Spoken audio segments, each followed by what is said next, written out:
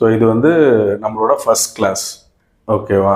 So embedded சிஸ்டமில் so இன்றைக்கி வந்து நம்ம என்ன பண்ண போகிறோம்னா இன்ட்ரோடக்ஷன் தான் பார்க்க போகிறோம், ஓகேவா? ஸோ இன்ட்ரோடக்ஷன் வந்து அதுக்கு முன்னாடி வந்து இப்போ நீங்கள் வந்து இதுக்கப்புறம் நீங்கள் என்ன பண்ணுறீங்கன்னா, இதுக்கு முன்னாடி நிறைய படிச்சிருப்பீங்க, சரியா? நிறைய நம்ம காலேஜ்லேயும் படிச்சிருப்பீங்க.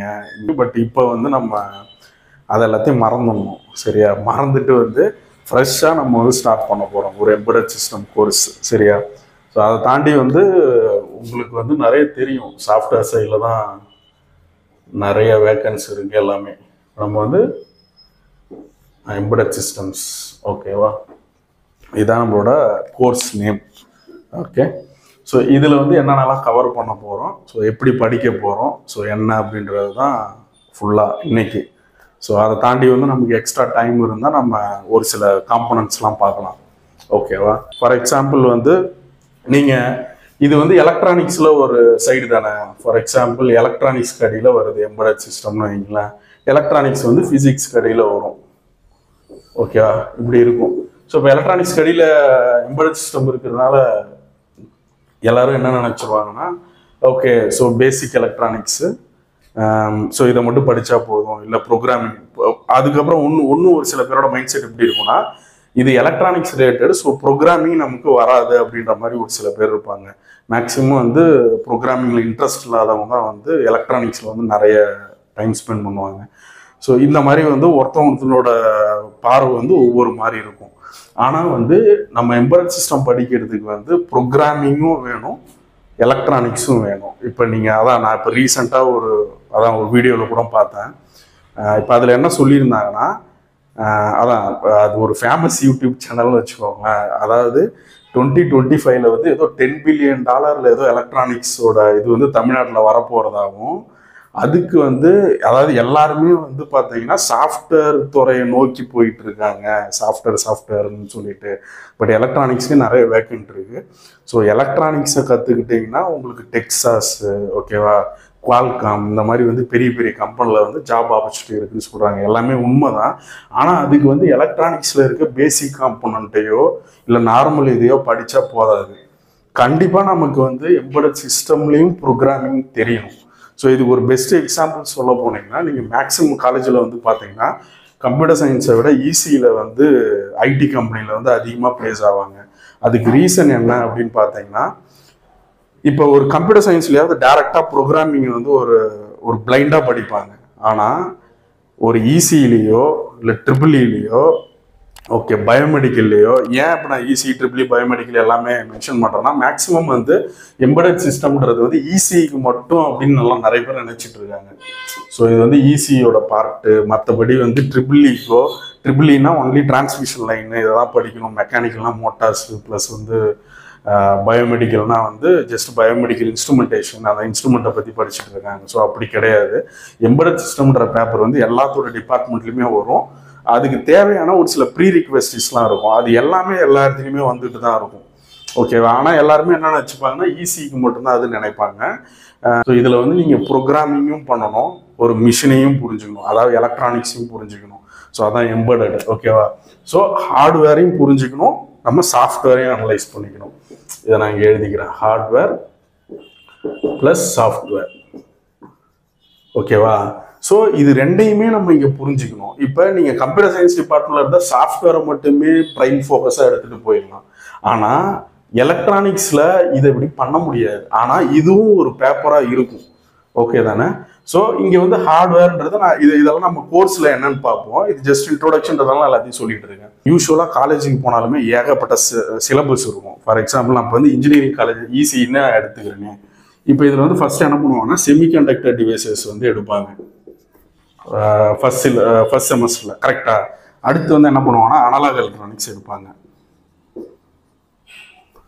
அடுத்து என்ன எடுப்பாங்கன்னா டிஜிட்டல் எலக்ட்ரானிக்ஸ் வரும். அடுத்து என்ன வரும்னா உங்களுக்கு இப்போ நான் ஒரு ஓரலாக சொல்கிறேன், திரும்ப நான் கிளாஸும் எடுப்பேன். இப்போ டிஜிட்டல் எலக்ட்ரானிக்ஸ் வந்து பார்த்தீங்கன்னா 2 விதமாக பிரிப்பாங்க. ஒன்று வந்து பார்த்தீங்கன்னா காம்பினேஷன் சர்க்யூட்ஸு, காம்பினேஷன் சீக்வென்ஷியல்னு பிரியும். இந்த சீக்வென்ஷியலில் வந்து பார்த்தீங்கன்னா இதில் தான் வந்து ஃப்ளிப் ஃப்ளாப்லாம் வரும். ஸோ ஃப்ளிப் ஃப்ளாப்ஸ் வரும், அதாவது மெமரி. ஏன்னா இப்போ நம்ம எம்பெடட் சிஸ்டம் வந்து ஒரு ஐசிக்குள்ளே மெமரி இருக்கும். ஏதோ ஒரு டேட்டா ஸ்டோர் பண்ணாலும் ஒரு சிப்புக்குள்ளே 0s and 1s நீங்கள் ஸ்டோர் பண்ண நினைக்கிறீங்கன்னா கண்டிப்பாக சிப்பு தேவை, மெமரி தேவை. ஸோ சீக்வென்ஷியல் சர்க்யூட்ரியில் தான் வந்து பார்த்தீங்கன்னா எம்பெடட், அதாவது ஃப்ளிப்ஃப்ளாப்புன்றதான் மெமரி, யூனிட் ஆஃப் மெமரின்ற மாதிரி. ஸோ அதுக்கு அடுத்து வந்து பார்த்தீங்கன்னா இது கலந்தது வந்து ரிஜிஸ்டர்லாம் சேர்ந்து மெமரி. அப்படியே வந்து பார்த்தீங்கன்னா இந்த மெமரியில் வந்து ரேமு, ரோமு, சிபியூக்குள்ள வந்து ஏஎல்யூ இதெல்லாம் இருக்குது. இதெல்லாம் கம்பைன் பண்ணி உங்களுக்கு வந்து பார்த்தீங்கன்னா அதுக்கு முன்னாடி நீங்கள் மைக்ரோ ப்ராசஸர் படிப்பீங்க. இதுலேயே வந்து மைக்ரோ ப்ராசஸரை டச் பண்ணிடுவாங்க. டிஜிட்டல் எலக்ட்ரானிக்ஸ்லேயே சீக்வென்ஷியல் சர்க்யூட்டில் டச் பண்ணிடுவாங்க.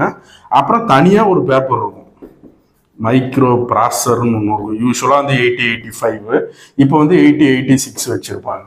ஸோ அப்புறம் என்ன வரும்னா மைக்ரோ கண்ட்ரோலர் வரும். யூஸ்வலாக 8051 பிக்கு ஆமுன்னு போகணும் வைங்களேன். இப்போ இதில் நான் ஒன்று விட்டுட்டேன், சி ப்ரோக்ராமிங் இங்கே வந்துடும், செகண்ட் செமஸ்டர்லேயே வந்துடும். கரெக்டாக நான் தப்பாக சொன்னால் சொல்லுங்கள். சி ப்ரோக்ராமிங் சம்வேர் எல்ஸ் இங்கே வரும்னு வைங்களேன். கரெக்டாக இப்போ இப்படி தான் வந்து ஒரு இன்ஜினியரிங் காலேஜில் வந்து ஒரு சிலபஸ் செட் பண்ணியிருப்பாங்க. இது எப்படி இருக்கும்னா சி கற்றுக்கிற மாதிரி தான் வைங்களேன். அதாவது ஒரு சின்ன எக்ஸாம்பிள் சொல்கிறேன். சி ப்ரோக்ராமிங் நமக்கு இது வந்து ரொம்ப ரொம்ப முக்கியம்னு வச்சுக்கோங்க. ப்ரோக்ராமிங் நான் வந்து ஹார்ட்வேர் ப்ளஸ் சாஃப்ட்வேர்னு சொன்னதில் இங்கே சியை தான் நம்ம வந்து பயங்கர ஃபோக்கஸ் பண்ண போகிறோம் எம்பெடடை பொறுத்த வரைக்கும். ஓகேவா? ஸோ சி படிச்சிட்டாலே பைத்தான் நீங்கள் எல்லா லாங்குவேஜுமே ஈஸியாக படிச்சிடலாம். இப்போ நான் வந்து இந்த சிலபஸ் வந்து சி ப்ரோக்ராமிங் படிக்கிற மாதிரியே அப்படின்றத நான் ஏன் சொன்னேன் அப்படின்னா, சி ப்ரோக்ராமிங்கில் எல்லாருமே வந்து ஃபர்ஸ்ட் நீ இன்ட்ரோடக்ஷன் ப்ரோக்ராமிங் இதெல்லாம் வந்து நம்ம என்னன்னு சொல்லிடுவோம், நம்மளும் பார்ப்போம். பட் நீங்கள் எந்த கோடு எழுதினாலும் வந்து ஆஷ் இன்க்ளூட் studio.h stdio.h. ஓகேவா? ஸ்டூடியோன்னு எழுத நினைச்சேன், io.h. ஓகேவா? ஸோ இது இருக்குன்னு வைங்களேன். இப்போ நம்ம இதை வந்து ஃபர்ஸ்ட் லைனில் நம்ம இன்க்ளூட் பண்ணுறோம். நீங்கள் சி ப்ரோக்ராமிங் எந்த ஒரு ஃபர்ஸ்ட் ப்ரோக்ராம் ப்ராக்டிக்கலில் எழுதுனாலும் போடணுனாலும் இதை தான் நீங்கள் எழுதணும். ஆனால் இதோட இந்த இது இருக்கு இல்லையா, இந்த ஆக்ஷன் ஸ்டார்ட் ஆகுறது என்னன்னா ப்ரீ ப்ராசஸர். ஆக்சுவலாக இப்போ இதெல்லாம் நான் ஒரு ஜென்ரல் ஓவர்வியூவாக இதெல்லாம் சொல்கிறேன். இது வந்து ப்ரீ ப்ராசஸர். இந்த ப்ரீ ப்ராசஸரோட கான்செப்ட் எங்கே இருக்கும்னா யூனிட் 5ல் இருக்கும். ஓகேங்களா? சி ப்ரோக்ராமிங் படிக்கிறப்ப நான் சொல்கிறேன். இதுதான் பிரச்சனை. இப்போ காலேஜுக்கு நம்ம வர ஸ்டார்டிங்கில் படிக்க வர்றப்போ வந்து நமக்கு நம்மளோட மெயின் எய்ம் வந்து ஒரு பெரிய லெவல் கோர் கம்பெனிக்கு போகணும் அப்படின்றதுல வந்து எம்பெடட் சிஸ்டம் தான் மெயினாக இருக்கும். ஓகேவா? இதுக்காக தான் இது எல்லாமே படிப்பீங்க. அதாவது செமிகண்டக்டர் டிவைசஸ்ன்றது வந்து இந்தியாவில் யூஸே ஆகாது. ஃபார் எக்ஸாம்பிள் வந்து இப்போ நான் வந்து செமிகண்டக்டரில் வந்து ஒரு என் டைப் மெட்டீரியல் எப்படி, பி டைப் எப்படி, ஓகே பென்டாவேலண்ட் ட்ரைவேலண்ட் இதெல்லாம் சொல்லுவீங்க. ஆட் பண்ணால் இது என் டைப் மெட்டீரியல் வரும், பி டைப் இதெல்லாம் கம்பைன் பண்ணி டயோட் பண்ணுறோம் அப்படின்ட்டு. இங்கே நம்ம எதையுமே போய் உருவாக்க போகிறது கிடையாது. ஆனால் இதை ஏன் வச்சுருக்காங்கன்னா இந்த டிவைசஸ்லாம் எப்படி பண்ணுறாங்க, அந்த பண்ண டிவைஸை வச்சு எப்படி யூஸ் பண்ணுறதுன்றது அனலாகில், அந்த டிவைஸில் ஒரு சிக்னல் கொடுத்து எப்படி ப்ராசஸ் பண்ணுறதுன்றது அனலாகில் இருக்கும். ஸோ சி ப்ரோக்ராமிங்கிறது வந்து இப்போ இதை வச்சு இப்போ அனலாக் சர்க்யூட்டில் நீங்கள் வந்து ஒரு சில விஷயம் மாடிஃபிகேஷன் பண்ணாதான் எம்பெடட் சிஸ்டம் வச்சு நீங்கள் ஒரு ப்ராடக்டாக கன்வெர்ட் பண்ண முடியும். இப்போ நம்ம சி ப்ரோக்ராமிங் எதுக்காக படிப்போம்? மைக்ரோ கண்ட்ரோலருக்காக படிப்போம். ஆனால் இந்த சி ப்ரோக்ராமிங்கை கம்ப்யூட்டர் சயின்ஸ்லேருந்து வந்து எடுப்பாங்க. ஓகேவா? ஆனால் இதை நம்ம எதுக்காக படிக்கிறோன்னே அவங்களுக்கு தெரியாது சொல்ல போனால். கரெக்டா? ஸோ அப்போ அவங்க என்ன நினைப்பாங்க, அவங்களோட ஆங்கிளில் சிஏ எடுப்பாங்க. இதுதான் பிரச்சனை. ஸோ இது ஒன்று முடிஞ்சா அடுத்து டிஜிட்டல் எலக்ட்ரானிக் இதெல்லாமே தனித்தனியாக எடுப்பாங்க. கடைசியில் வந்து இதை ஒன்றுமே எடுக்காமல் விட்டுருவாங்க. இதுதான் பிரச்சனை. ஸோ இப்போ நம்ம என்ன பண்ண போகிறோன்னா இவ்வளோ விஷயம் தேவையில்லை. ஸோ இப்போ நான் எதுக்காக வந்து இதுக்கு முன்னாடி படித்த எல்லாத்தையுமே டோட்டலாக மறந்துடுங்க அப்படின்னு நான் சொல்கிறேன்னா, இதுக்கப்புறம் நான் என்ன சொல்ல போகிறேனோ அது மட்டும் உங்களுக்கு தெரிஞ்சால் போதும். அதுக்கான ரீசன் என்ன அப்படின்னா, இப்போ நீங்கள் ஒரு விஷயம் நான் சிம்பிளாக சொல்கிறேனே, இப்போ எலக்ட்ரானிக் இல்லை இசி எடுத்துக்கலாம். ஈஸினா என்ன நீ எல்லாத்துக்கும் சொல்கிறேன். நீ ஈஸி தானே படிச்ச. ஈஸினா என்னது? இஎன்ஐ. ஓகே, இஎன்ஐ சொல்லுங்க. இஎன்ஐனா என்னது? Electronic and instrumentation. Electronics and instrumentation வரேன். இப்போ எலக்ட்ரானிக்ஸ் இதை பற்றி சொல்லுங்க. எலக்ட்ரானிக்ஸ்னா என்ன தெரியாதா? இதுதான் பிரச்சனை. நல்லா யோசிச்சு பாருங்களேன்.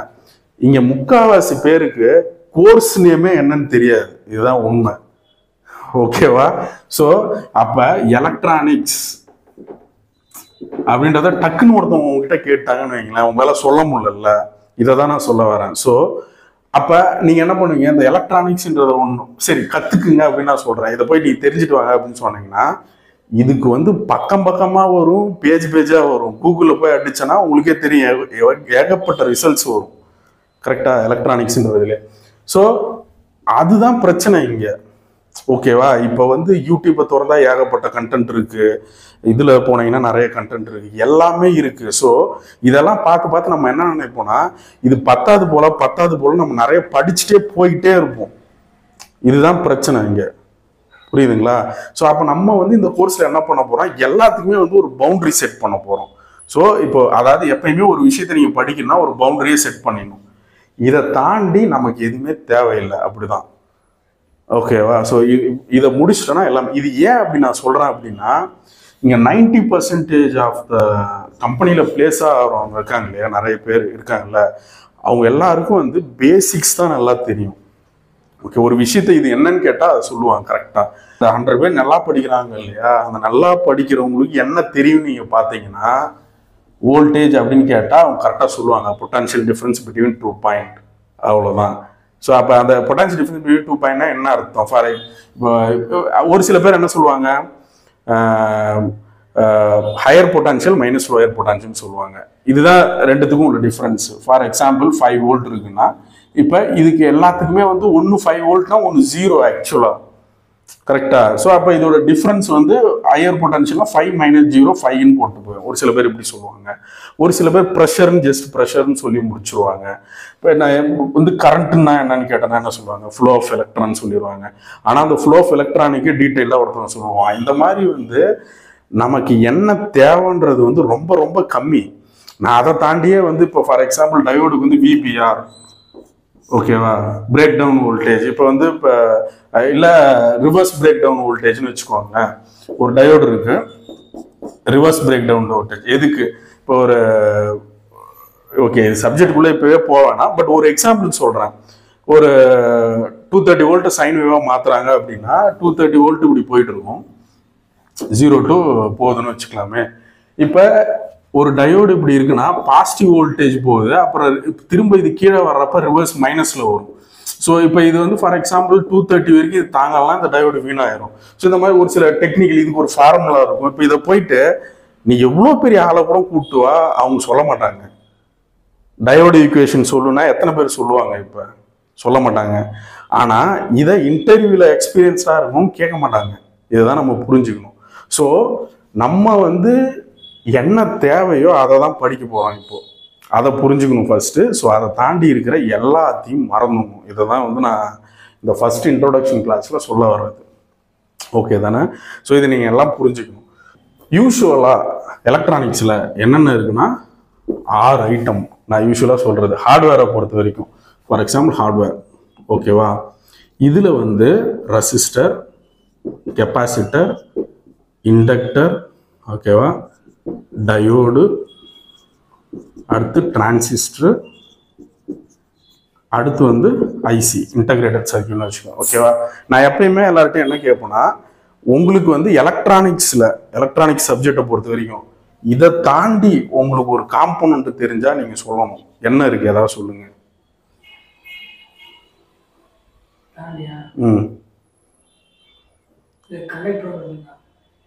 கண்டக்டர்னா என்னது? அது வந்து ஒரு மெட்டல்னு வச்சுக்கலாமா, அதாவது ஒரு காப்பர் இந்த மாதிரி தான் இல்லையா? ஸோ இப்போ அது வந்து பார்த்தீங்கன்னா ஒரு ஒயர், கரெக்டாக, அது வந்து இண்டக்டருக்கு அடியில் வந்துடும். ஒயர் தானே அது, அவ்வளோதான். வேற என்ன? இப்போ இண்டக்டரை பிரிச்சா என்ன வரும்? ஒயராக தான் வந்துட்டு இருக்கும். ஒயர்லாம் வந்து பார்த்தீங்கன்னா ஒரு கனெக்டிங் மெட்டீரியல், ஓகேவா? ஸோ அதை வச்சு நிறைய டிவைஸ் பண்ணுறோம். ஸோ ஓகே தான், பட் அது வந்து நம்ம இண்டக்டருக்கு அடியிலே வச்சிடலாம். ஏன்னா இப்போ நீங்கள் ஒரு பெரிய ஒயர் இது பண்ணுறீங்க, அந்த ஒயர் வந்து பார்த்தீங்கன்னா இப்போ பெரிய ஒயர்னா ஒரு டிரான்ஸ்ஃபார்மரே எடுத்துக்கலாமே, அதுக்குள்ளே என்ன இருக்குது? ஒயர் தான் இருக்குது. அதை வச்சா அதுக்குமே ஒரு ரெசிஸ்டன்ஸ் கிரியேட் ஆகிடும், ஓகேவா? ஸோ ஒயரை வந்து நீங்கள் பெருசாக இதெல்லாம் ஒரு நம்ம கான்செப்ட் இதெல்லாமே நம்ம ரெசிஸ்டர்லேயே படிச்சிருவோம்னு வைங்களேன். ஸோ அப்போ உங்களுக்கு ஒரு டவுட் வரும், ஒரு ஒயர் எப்படி ரெசிஸ்டர் அப்படின்ற மாதிரி வரும். கரெக்டாக நீங்கள் கொஸ்டின் கேட்டதுலேருந்தே வச்சுக்கலாம். இப்போ நம்ம ஒரு டிரான்ஸ்ஃபார்மர் எடுப்போம், ஒரு டிரான்ஸ்ஃபார்மர் எடுங்க. ஸோ இப்போ என்ன பண்ணலான்னா இப்போ நான் வந்து பஸ்ஸரில் வச்சுட்டேன். அதாவது டயோட் செக் பண்ணுறது. இது யூஸ்வலாக டயோடும் செக் பண்ணலாம், பட் வந்து ஒயரையும் செக் பண்ணலாம். ஃபார் எக்ஸாம்பிள் ஒரு ஒயருக்கு நடுவில் வந்து ஷார்ட் இருக்கான்னு பார்க்குறது. இப்போ இது வந்து ப்ரைமரியாக செகண்டரியாக நம்ம கண்டுபிடிச்சிக்கலாம். ஏன்னா காயில் டிரான்ஸ்ஃபார்மரை பொறுத்த வரைக்கும் உங்களுக்கு வந்து யூஸ்வலாக என்ன பண்ணுவாங்க, ப்ரைமரி அதிகமாக செகண்டரி கம்மியாக போடுவாங்க. Primary secondary. இதில் இன்னொரு கான்செப்ட்டும் சொல்கிறேன். இப்போ பார்த்தீங்கன்னா இந்த பிளாக் ஒயரில் பண்ணுறேன், சவுண்டு வருது. இங்கே என்ன வந்துருக்கு, நான் ஒரு கையை வைக்கக்கூடாது, ஏன்னா கையோட ரெசிஸ்டன்ஸும் வரும். ஸோ அப்போ நான் என்ன பண்ணுறேன், இங்கே வச்சு பார்க்குறேன்.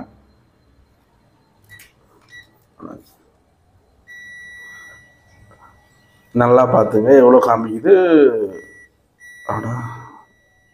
ஓகே 11.3 சம்திங் வருதுன்னு வச்சுக்கோங்களேன். இது வந்து என்னது செகண்டரி 11.3. இது வந்து என்னது பஸ்ஸரில் வர்ற வேல்யூ. ஓகே தானே? அப்படியே நான் இந்த சைடு திருப்பி வைக்கிறேன். இது வந்து ப்ரைமரி. ஓகே தானே? ஸோ ப்ரைமரியில் வந்து பார்த்தீங்கன்னா ஓகே எந்த வேலையும் வரல. அப்போ வந்து இந்த டிரான்ஸ்ஃபார்மர் வீணாயிடுச்சு நம்ம நினச்சிக்க முடியாது. ஏன்னா செகண்டரியில் வந்து ஒயர் அதிகமாக இருக்கும். இந்த ஒயரை சாரி ப்ரைமரியில் இந்த ஒயர் வந்து பார்க்குறது நம்ம டயக்ராமில் இப்படி வரைஞ்சிடுறோம். ஆனால் இது வந்து ஒரு பெரிய ஒயரை தான் சுற்றி வச்சுருக்காங்க. இப்போ அதையும் நான் ஒரு நல்ல எக்ஸாம்பிள் சொல்கிறேன். ஓகேவா? அப்போ என்ன பண்ணுறேன், நான் ரெசிஸ்டன்ஸில் வைக்கிறேன். 2000 வைக்கிறேன்னு வச்சுக்கோங்க. 2000னா 2K 2000 ஓம்ஸ். ஓகேவா? ஓகே அது காமிக்குது வரல. அப்புறம் 20Kல வைக்கிறேன். வந்துருச்சு. ஸோ நல்லா பார்த்துங்க, ப்ரைமரியோட ரெசிஸ்டன்ஸ் தான் 1.5K 1.46 வருது. அதாவது இந்த இடத்துல என்ன இருக்கு, 1.46 இருக்கு. கரெக்டா? இப்போ நான் இது வந்து 1.46 கிலோ ஓம்ல வச்சிருங்க. அப்போ இந்த பிரைமரி வைண்டிங்கை வச்சு நான் ஒரு ரெசிஸ்டன்ஸாக யூஸ் பண்ணலாமான்னா கண்டிப்பாக யூஸ் பண்ணலாம். இங்கே நான் ஒரு 12 வோல்ட் கொடுத்து இங்கே ஒரு எல்இடி கொடுத்தனா எனக்கு இது எரியும். இந்த ஒயரே வந்து ஒரு ரெசிஸ்டராக ஆக்ட் ஆகும். ஓகேவா? இப்போ நான் இதை வந்து மெஷர் பண்ணி காமிக்கிறேன் ரெசிஸ்டன்ஸில் வச்சு. இப்போ 200ல் வச்சிருங்க. இப்போ பாரு, ஒரு சைடு பிடிச்சிக்கிறேன், ஒரு சைடு நான் இங்கே வைக்கிறேன். ஓகேவா? நல்லா இதை கவனிச்சிக்கிங்க. இம்பார்ட்டண்டான கான்செப்ட். இதெல்லாம் காம்பவுண்ட் எடுக்கிறப்ப எடுப்பேன். அதே வேல்யூ வருதா, ஆல்மோஸ்ட் 11.3. ஓகேவா? மாறிட்டு அதுலேயுமே மாறிக்கிட்டே இருந்தது, இதுலேயுமே மாறிக்கிட்டே இருக்கு. ஆனால் வந்து அது போய் நிற்கிற இடம் வந்து 11 பாயிண்ட்டாக இருக்கும். ஓகேவா? ஸோ ஆக மொத்தம் வந்து இதுவும் ரெசிஸ்டன்ஸும் ஒன்று தான். ஓகேவா? ஸோ அப்போ இது எப்படி அர்த்தம் அப்படின்னா, அது எப்படி சார் நாங்கள் நம்புறது அப்படின்னு கேட்டோம்னா, ஒரு ஒயர் இருக்குன்னா ஒரு சின்ன ஒயரை நான் வந்து மல்டிமீட்டரில் வச்சேன்னா 0 ஓம்ஸ் காமிக்கும். ஒயரை இன்க்ரீஸ் பண்ண என்ன ஆகும்னா இதோட டிஸ்டன்ஸ் இன்க்ரீஸ் ஆகும். ஓகே, இதுக்கு நான் போர்டில் ஒரு நல்ல எக்ஸாம்பிளாக எடுக்கிறேன் அப்படியே. ஸோ இப்போ அந்த நோட்டில் இருந்து அப்படியே இங்கே கண்டினியூ பண்ணுறேன். அதாவது நீங்கள் ஒயர்னு சொன்னதுனால இதெல்லாம் சொல்லிட்டு இருக்கேன். சரியா? ஸோ இப்போ நான் என்ன சொன்னேன், ஒரு ஒயரை வந்து ஒரு சின்ன ஒயரை வந்து உடஞ்சிருக்கா இல்லையன்றதை வந்து பஸ்ஸரில் வச்சு செக் பண்ணுவோம். கரெக்டாக?